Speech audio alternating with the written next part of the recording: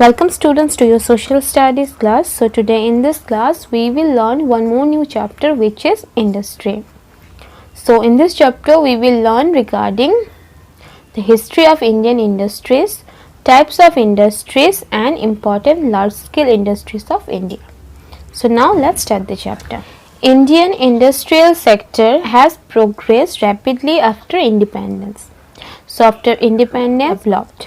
Okay, now however it began much earlier. During the Mughal period, spices, indigo and clothes were exported to Europe. So indigo means a plant from which a blue colored dye is made. Okay, color is made.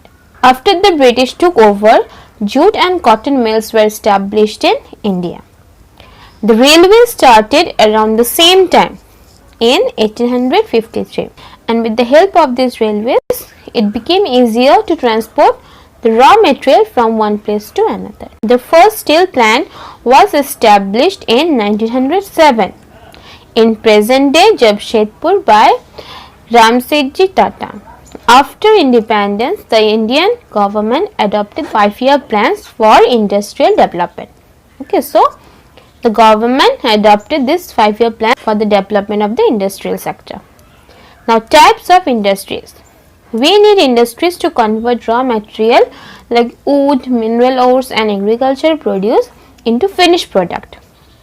Okay, so in industry only these raw materials are converted into a finished product. A lot of natural resources are required to make goods which we use in our daily life. The Indian industries can be broadly divided into 3 categories. So what are they? Cottage industry, small scale industry and large scale industry. So what is cottage industry? So the industries that are set up by people in their own home. A few people work using simple tools and raw materials which is locally available. Okay, which is easily available in their locality. Some examples given like cotton weaving, oil extracting, flour grinding, toy making, pottery, basket making, etc. And these products are not only popular in India but also in foreign markets. So in India also they are famous. Today the government of India supports this cottage industry to encourage workers in rural areas and boost rural economy. Every state has its own unique cottage industry. And Khadi Gramodyog, which sells the traditional art and crafts. Our organization the traditional arts and craft.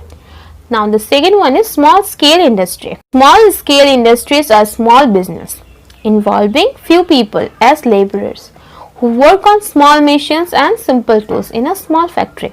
Small scale industries makes things like utensils, garments, electrical goods, plastic items, soaps, oils, etc. Now the next one is large scale industry.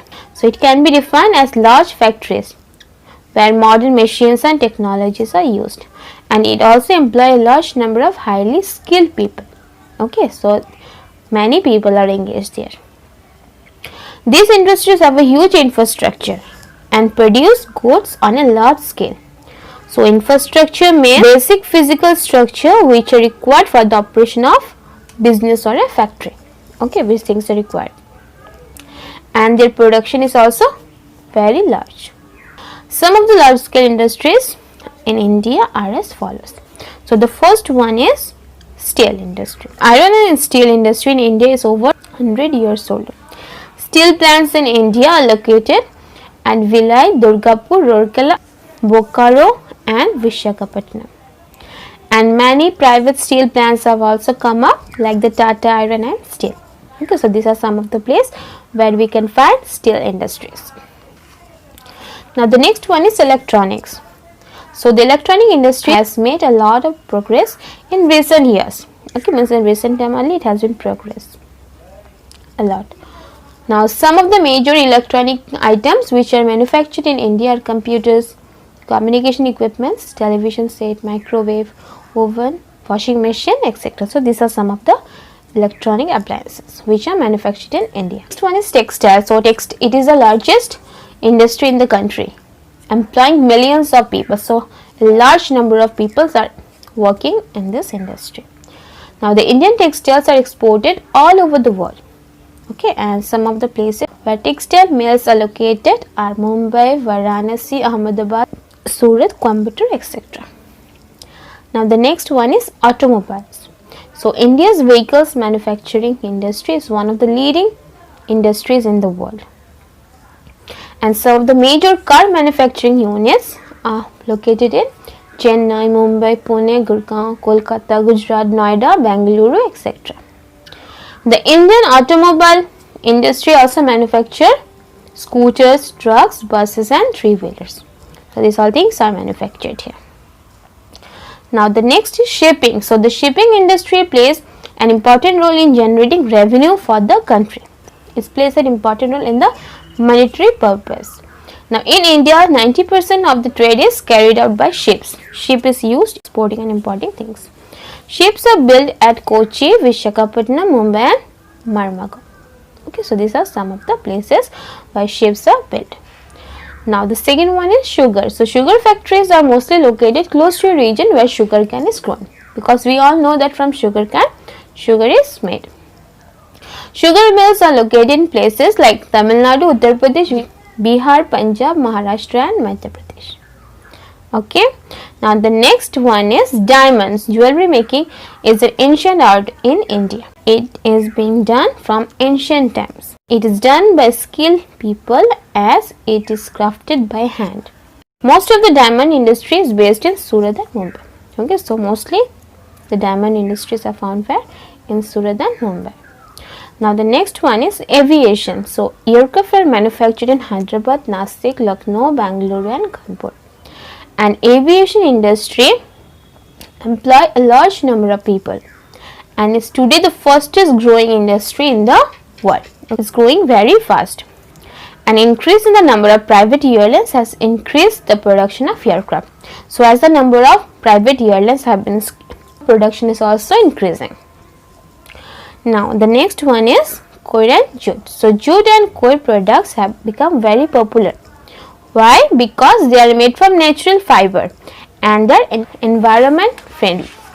So coir means a rough material which is made from the shell of the coconut, okay, the outer part of the coconut, and it is naturally found, okay, and is a natural fiber. Most of the jute mills are located in and around West Bengal. Now the next one is tourism. So tourism has become a major industrial sector in the country. India has a rich cultural diversity. As we all know that India is very much rich in culture. Every state has its different languages, monuments, cuisines and clothing. So every state is very much diverse or different from one another. This diversity motivates tourism as people like to explore new places. Okay, so they are attracted due to the diversityness of India. Along with domestic tourism, international tourism also grow rapidly. And due to advancement in technology, foreigners can get help and get every information online. So due to the advancement of technology, it becomes very much easier for foreigners also to come and explore our country. This helps in contributing to our economy in a big way because we are earning foreign exchange, right? Tourism also helps in hospitality, that is hotel industry. Lately, medical tourism grown rapidly as foreigners come to India for medical treatments and healthcare. So besides exploring also, they also come for treatment. India's industrial growth has been tremendous after independence. Okay, so after independence, the growth of industry has been very much rapid. There are a number of other important industries which contribute effectively to the Indian economy. So what are they? Like cement, furniture, pharmaceuticals, paper, paint, mining, leather, garments, etc. Okay, so these industries also contribute to our Indian economy. Now, industrial requirements. So what are the requirements for industry? So the first is what? Raw materials. So without raw materials, no product can be produced. So example has been given, like raw cotton is the main raw material for making cotton clothes. Right. Next is power. Industries depend on large machines run on petrol, diesel, coal, oil and electricity. So in order to run the big machines, we require petrol, diesel, coal, oil and electricity. Okay, so the next is transport. Means of transport are of vital importance. Why? Because see, the raw materials need to be sent from the source, like from where it produced to the production unit, so where it will get converted into the finished product. And similarly, from the factory, the finished good also need to be transported to the market for selling. So trucks, railways, waterways, etc. are used for transportation purpose. Now the next is machinery. So advanced machinery help in increasing the production and bringing down the cost of production. So if we use advanced machine, so it helps in increasing the quantity of production and also lowers the cost of production. Human resource. So manpower or skilled workers play an important part in the production process. So manpower is one of the important part in the production process. Okay, the last one is money. So capital or money is required for setting up an industry. It is required for purchasing raw materials, machineries, paying salaries, etc. Money is required because in order to set up the factory, you would require the money, right, to build the factory. And in order to purchase raw materials or the machines which you will use in the industry, or in order to pay the salary of the workers here, you need money. So it is also one of the important factor. Government initiatives. The government has a department that look after the well-being of industrial labor. Okay, so it has a particular department which look after the well-being of the industrial labor, and special labor laws are made for them. Okay, some laws are made for them specially for their betterment. Now, the government has given special attention to the industrial sector in its 5-year plan to increase productivity and economic progress. Factories are being set up in large number in villages so that the villages are not jobless.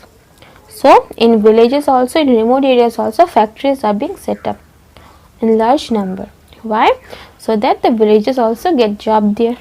They don't remain jobless. So one side note has been given here. Child labor is a crime and is punished by law. A person can be sent to prison if he or she employs a child as forced labor. So child labor refers to the exploitation of children, where children are violated to work at a very young age. Okay, and it is a criminal offense. So this is all about this chapter. So I hope students this video will help you to understand this chapter, and soon we will meet in our next video. Till then, stay safe. Thank you.